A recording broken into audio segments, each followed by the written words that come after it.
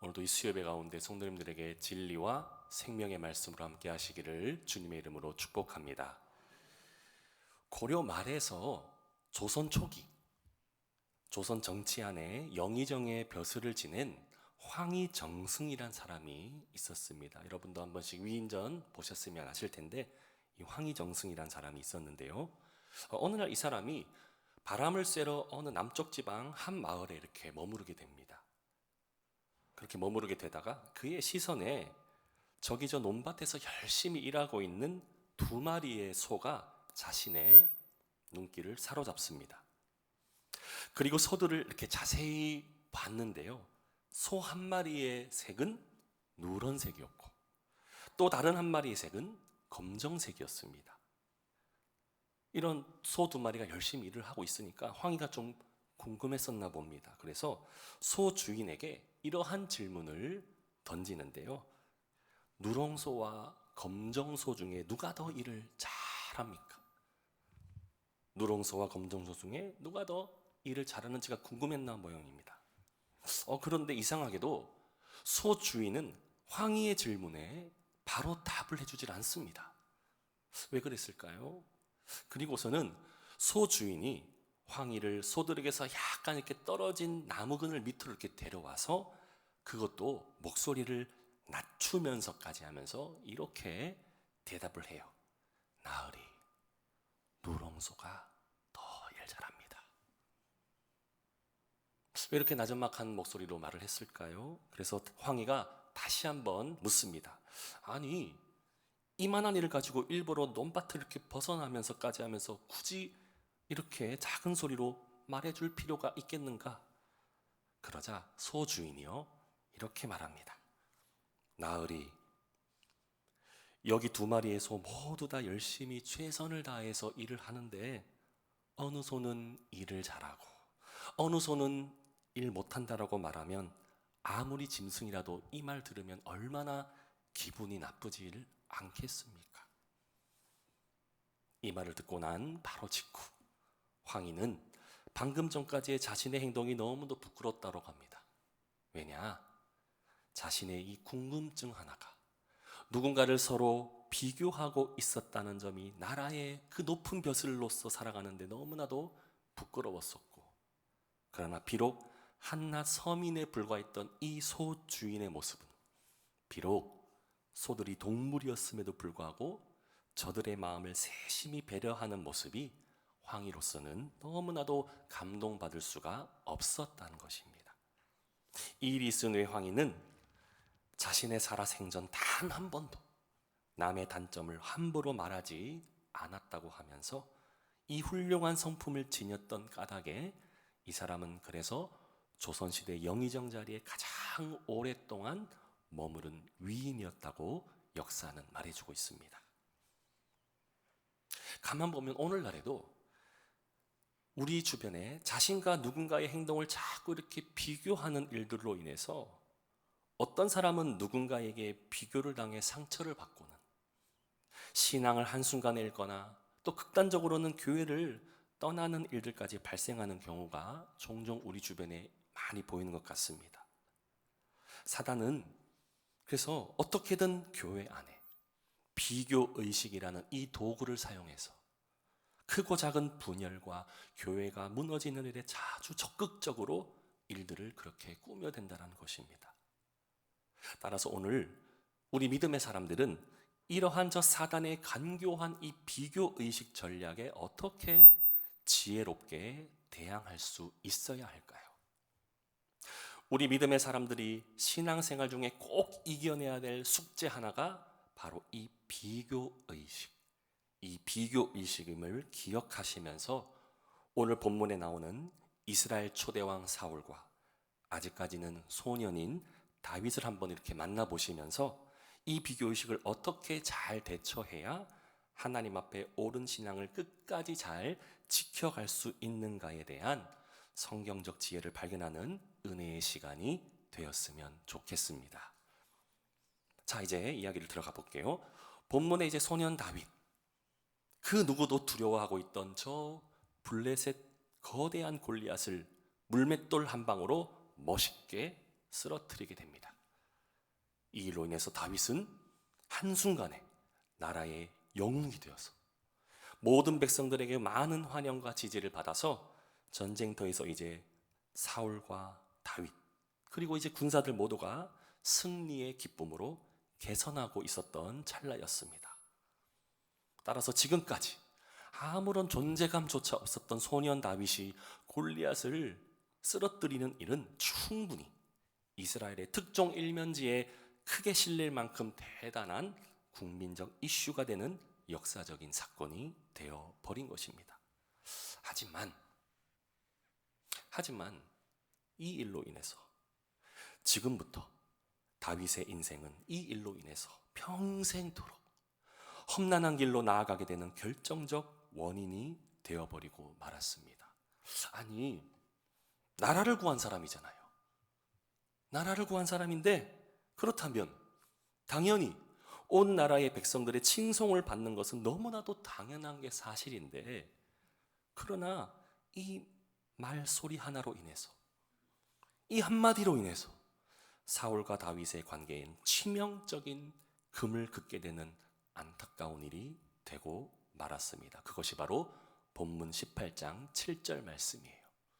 본문 18장 7절에 이 말 한마디가 결정적으로 둘 사이를 갈라놓게 되어버리죠. 여인들이 뛰놀며 노래하되 이르되, 이 말이잖아요. 사울이 죽인 자는 천천히요 다윗은 만만이로다 한지라. 사울은 분명히 나라를 다스리는 권한이 있고 나라의 절대적인 권력자인 왕입니다. 그러나 지금 나라 안의 인기가 최고의 권력자인 사울이 아니라 소년 다윗으로 넘어가 버린 거예요. 골리앗을 이기기 전까지만 해도 사실 다윗의 모습은 어떠했습니까? 형들의, 지금 전쟁터에서 전전긍긍하고 있는 형들에게 아버지 이새가 먹을 걸 좀 갖다 주라고 잔심부름만 이렇게 시키고 있는 그러한 아주 막내 소년 다윗이었지 않았습니까?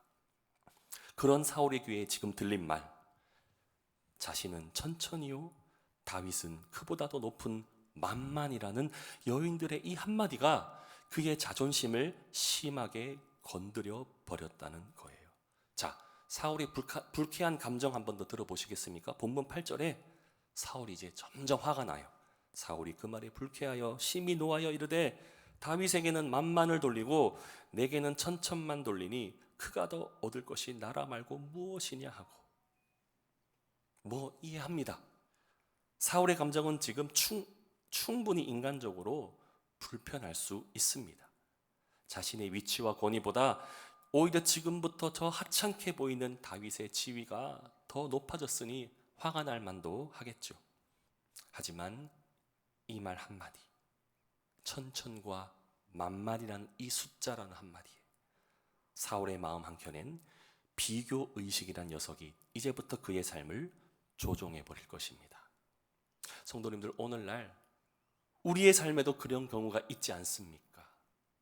나보다 남이 더 나아 보이는 것들로 인해서 자존심 상할 때가 많이 찾아올 때가 있지 않습니까?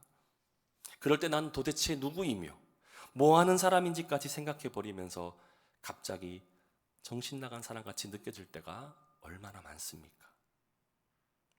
비교의식이라는 이 감정은 왜 자꾸 우리 심령을 괴롭혀서 신앙에 자꾸 구멍이 나도록 하게 하는 걸까요?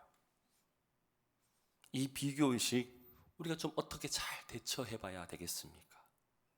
그래서 이 비교의식이 찾아오는 원인을 우리 성도님들에게 두 가지를 좀 나누면서 한번 나아가 보려고 합니다.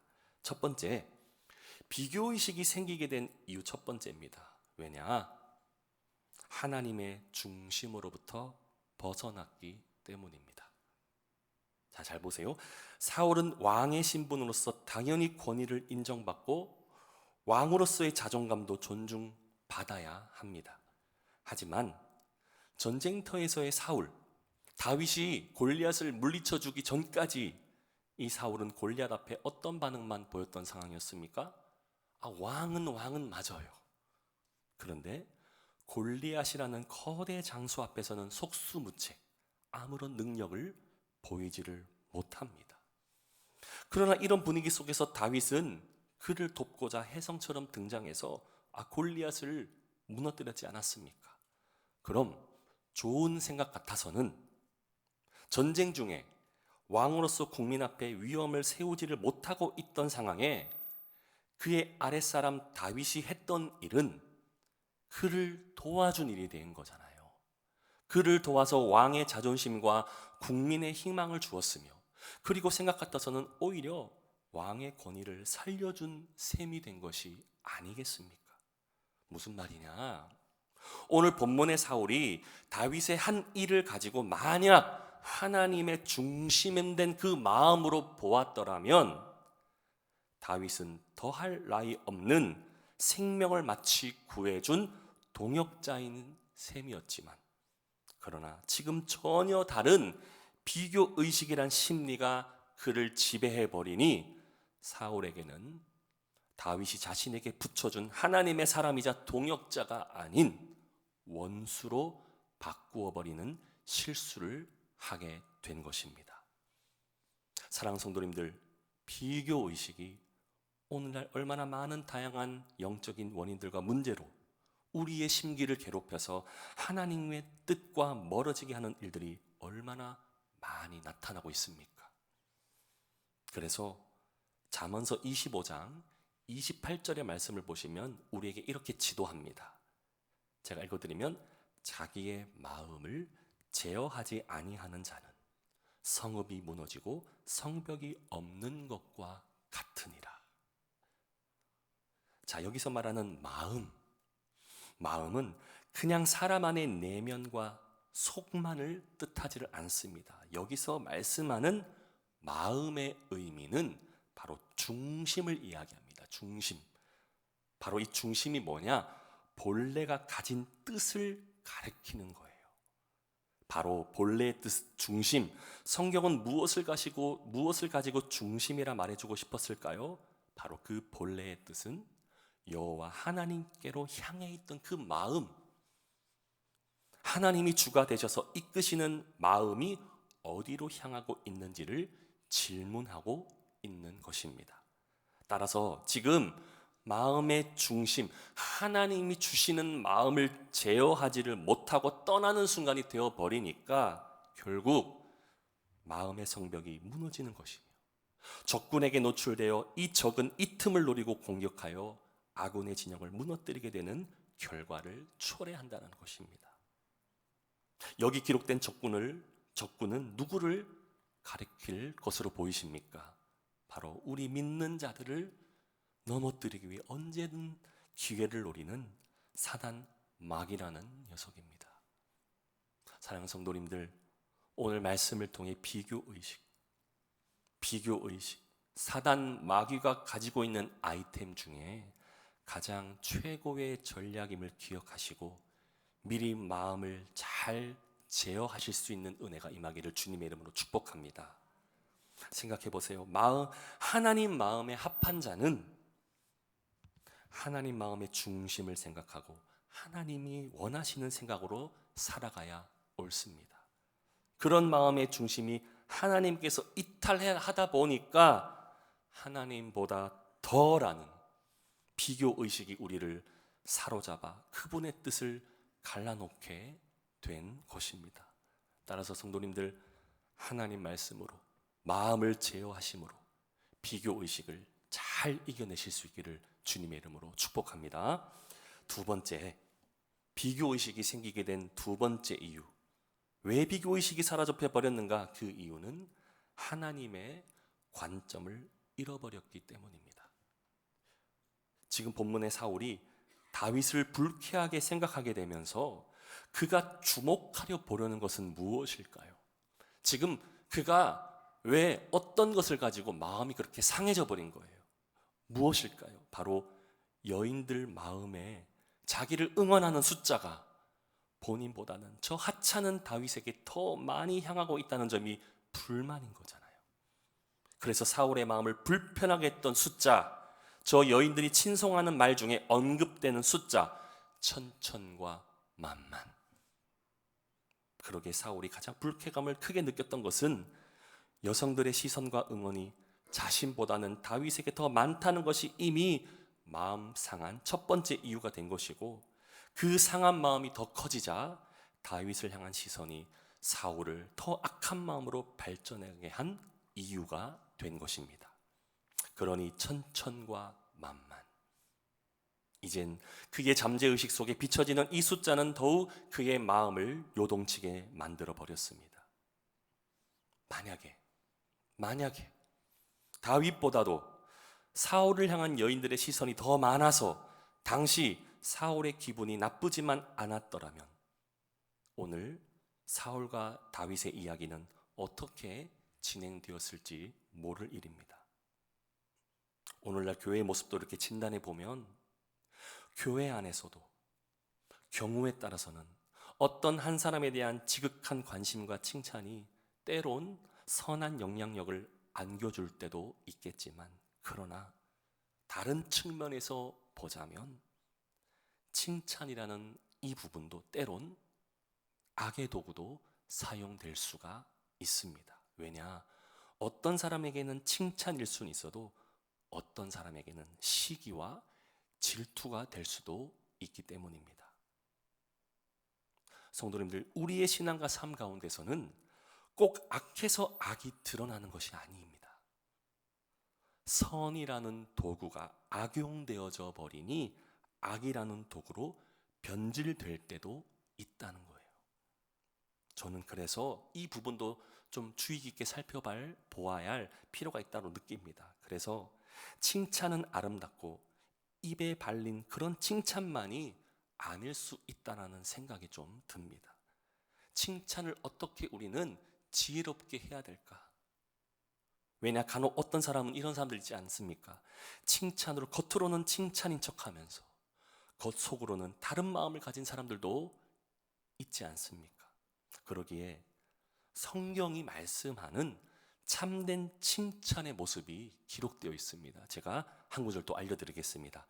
성경이 말씀하는 참된 칭찬, 잠언서 27장 5절과 6절 말씀 기억하시기를 바랍니다. 잠언서 27장 5절과 6절 말씀, 우리 다 같이 한번 이 말씀 한번 읽어보겠습니다. 면책은 숨은 사랑보다 나으니라. 친구의 아픈 책망은 충직으로 말미암는 것이나 원수의 잦은 입맞춤은 거짓에서 난 것이니라. 이 말씀 꼭 주의해서 들으셨으면 좋겠습니다. 사랑하는 성도님들, 저는 그래서 본문 말씀 오늘 이렇게 준비해 보면서 이런 깨달음을 좀 얻게 되었습니다. 제가 글을 한번 적어봤는데 한번 띄워주시겠습니까?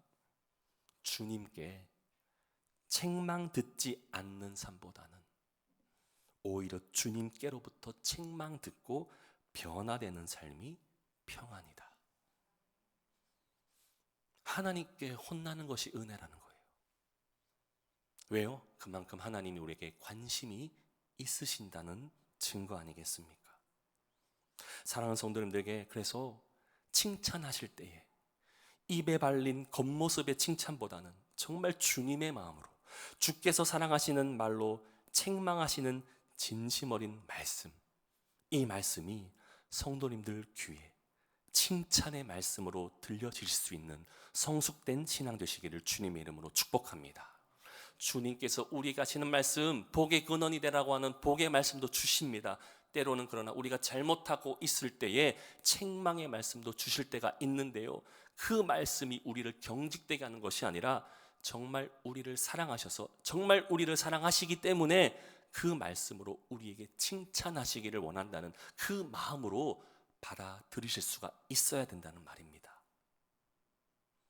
그래서 우리가 교회 안에서 정말 여러분이 사랑하시는 분들에게 때로는 책망의 말씀으로 또 이렇게 주시고, 또 동역자들 이렇게 책망의 말씀으로 충고를 할 때가 있지요. 그럴 때에 그 모습 속에서 나를 단지 무시한다라는 그 느낌만으로 우리가 듣는 것이 아니라 정말 때로는 그 말씀을 통해서 나를 변화시키고 나는 하나님의 뜻도 있다는 것을 우리가 그 동역자들의 말을 통해서도, 또 여러분이 함께 하시는 성도님들 가운데서도 그 모습이 하나님의 마음으로 나타나실 수 있기를 주님의 이름으로 축복합니다. 그럼 성도님들, 오늘 지금 이 비교의 수가 되어버린 이 천천과 만만, 정말 성도님들에게 천과 만으로만 느껴지십니까? 천과 만. 아까 비교의식이 잡혀버리니까 천과 만으로 나뉘어져 버립니다, 사람 마음이. 그런데 하나님의 마음으로 이 숫자를 보게 되면 어떻게 보시게 되는지를 아셔야 돼요. 제가 그래서 성경 말씀 한 구절 또 찾아드리겠습니다. 하나님께서 보시는 천천과 만만의 의미, 시편 68편 17절 말씀 우리 한번 다 같이 한번 읽어보겠습니다. 하나님의 병거는 천천히요 만만이라. 주께서 그 중에 계심이 신의 상 성소에 계심 같도다. 아멘. 하나님의 마음이 보이십니까? 사람은요 천과 만으로 나뉘어서 만이 더 많으니까 만이 좋은 거고 천이 많으니까 천이 좋다고 여깁니다. 그런데요 하나님의 마음은, 하나님의 병거는 천천히요 만만이라. 주께서 그 중에 계심이 신의 상 성소에 계심 같도다. 하나님의 마음을 보면 천천도 충만이요 만만도 충만입니다. 비교의식이 생겨서 사단이 들어오잖아요. 나뉘어 버립니다. 뭐가 더 적고 뭐가 더 많다. 우리의 신앙의 모습에 비교하는 이런 마음이 있지 않았습니까? 하나님의 마음으로 봐야 되는데, 하나님의 자녀는 하나님의 마음으로 볼 수 있어야 되는데, 우리의 마음 안에도 천이라는 숫자와 만이라는 숫자를 비교해서 보고 있지는 않으셨습니까? 오늘 우리는 하나님의 마음을 회복해야 됩니다. 천천과 만만, 성도님들 이 숫자를 어떻게 구분해 볼 수 있냐면, 천은 10이라는 숫자에 얼마를 곱합니까? 100을 곱하죠. 그러면 만은 10이라는 숫자에 무엇을 곱해 볼 수 있습니까? 천. 성도님들 성경에서 말하는 10이라는 숫자는 완전함의 숫자를 뜻합니다. 여기에서 100이든 1000이든 뒤에 00, 0이 3개 붙는 것은요 충만수로 우리에게 사용되거든요. 그러면 완전수의 충만수, 완전수의 충만수 다 충만으로 볼 수 있습니다. 그러니까 사울이 물리친 천도 충만이고 다윗이 물리친 만도 충만인 거예요. 이게 하나님의 마음이에요. 그런데 우리는 나누어요. 우리 눈으로는 천과 만을 나누어야 확실하다고 느껴요. 그러나 하나님의 마음은 천천과 만만의 숫자가 다 동일하다. 성도님들 어떠한 눈으로 보시겠습니까? 하나님의 관점으로 보시기를 원하십니까? 나는 그래도 천과 만을 따져야 되겠다라고 보시겠습니까? 오늘 이 말씀으로 우리에게 무엇을 이야기해 주는 것일까요? 만약에 여러분 안에 비교의식이 들어가 있고 천과 만으로 나뉘어진 모습이었다면 어쩌면 우리 안에 지금 사울과 같은 불쾌한 마음이 있는지도 모르겠습니다. 우리 마음 안에 불쾌한 마음, 내가 저 사람보다는 더 열심히 해서 나은데 나에게는 왜 천이냐, 저 사람은 만이라 그러고, 이런 마음이 있지 않을까요? 그러나 하나님의 관점으로 보시면 어떻게 되겠습니까? 천이든 만이든 다 하나님의 역사는 동일하시며 충만하게 그 동역자든 우리든 그렇게 우리에게 기쁨으로 역사하시는 하나님의 중심을 보게 된다는 것을 성경이 가르쳐 준다는 거예요. 자, 만약에 비교의식에 사로잡아 버렸을 때에 사울의 모습 한 번 더 보시겠습니까? 천이든 만이든 나뉘어서 마음이 불쾌하니까 사단은 이것을 더 교묘하게 더 깊숙하게 수렁에 빠뜨려 버려요. 자, 그게 본문 12절에 한 번 더 나타나거든요. 본문 12절 말씀 한번 보시겠습니까? 여호와께서 사울을 떠나 다윗과 함께 계심으로 사울이 그를 두려워한지라. 다윗은 지금 어때요? 천이든 만이든 아무 상관이 없어요. 물론 본인이 많으니까 뭐 그렇게 관심 없을 수도 있겠지만, 그런데 비교 의식에 사로잡힌 사울의 모습 어떻습니까? 하나님과 함께하는 사람을 두려워하고 있어요. 사울도 하나님이 세우신 왕이 아닙니까? 그런데 두려워하고 있어요. 왜요? 비교 의식이 들어가니까. 사단이 그렇게 잡아버리니까.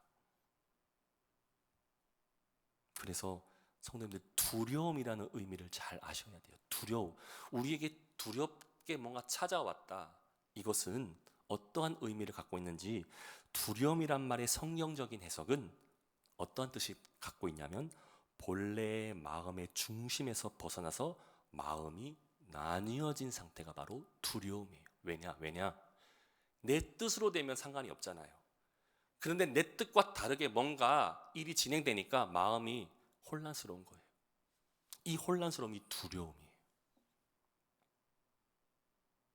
그래서 우리가 믿음 생활 가운데 가장 무섭게 우리를 공격하는 것 중 또 하나가 바로 이 두려움이에요.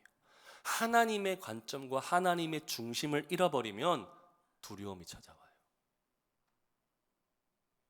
별것 아닌 것 같지만 이 두려움으로 살아가는 사람들이 얼마나 많은지 몰라요. 내 뜻 아니면 안 돼.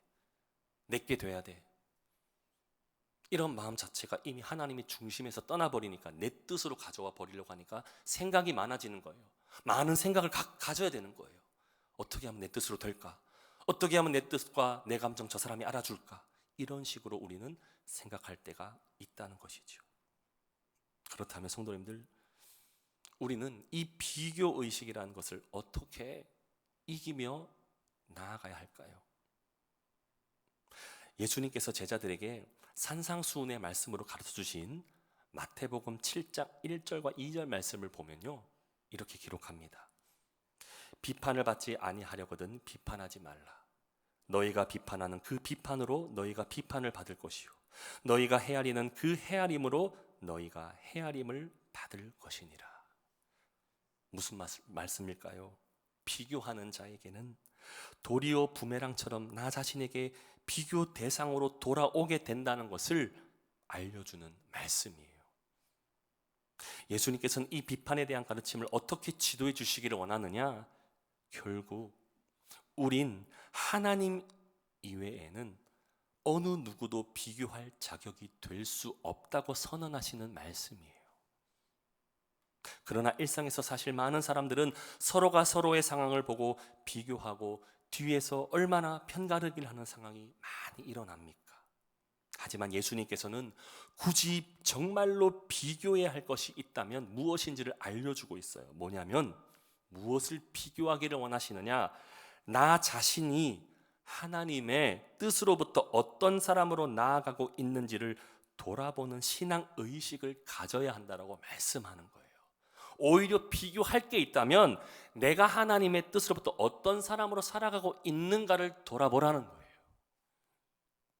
따라서 우리 믿음의 사람들은 나와 상대를 저울질하거나 판단하는 모습보다 오히려 내 모습이, 내 자신의 모습이 하나님 앞에 옳은지 그른지를 돌아볼 수 있는 이 신앙 의식을 가지시기를 주님의 이름으로 축복합니다. 그래서 남을 판단하여서 악의 손에 놀아나 버리는 사단의 그 계략에 말려 들어가지 않는 삶이 되시기를 바랍니다. 말씀을 정리합니다. 오늘 본문에 사울의 모습이 어떻게 느껴지셨습니까? 혹여나 우리들의 심령에 혹시나 사울과 같은 비교 의식이 여전히 남아있지는 않으셨습니까? 기억하십시오. 비교 의식은 하나님으로부터 멀어지게 하고 결국 사울이 어떻게 되어 버리기까지 했습니까? 두려운 마음까지 발전하게 만드는 사단의 무서운 전략이 이 비교의식입니다. 다시 한번요. 비교의식은 하나님으로부터 멀어지게 하고 결국 하나님을 진정 경외하는 두려움으로 가야 되는데 오히려 내 뜻대로 되지 않으니까 다른 두려움까지 만들어버리는 사단의 무서운 전략이라는 것을 기억하셔야 됩니다. 그러므로 우리 봉독교회 모든 성도님들은요, 하나님의 중심을 떠나지 않는 신앙으로 비교의식의 문제를 넉넉히, 오늘 이 천천과 만만을 비교의식으로 보는 삶이 되는 것이 아니라 천천과 만만을 하나님의 관점으로 바라보시는 충만수로 바라보셔서 하나님께서 주시는 마음의 자유를 회복하시고 이 비교의식의 문제도 넉넉히 이기는 삶으로 나아가시기를 우리 주 예수 그리스도의 이름으로 간절히 축원합니다. 기도하겠습니다.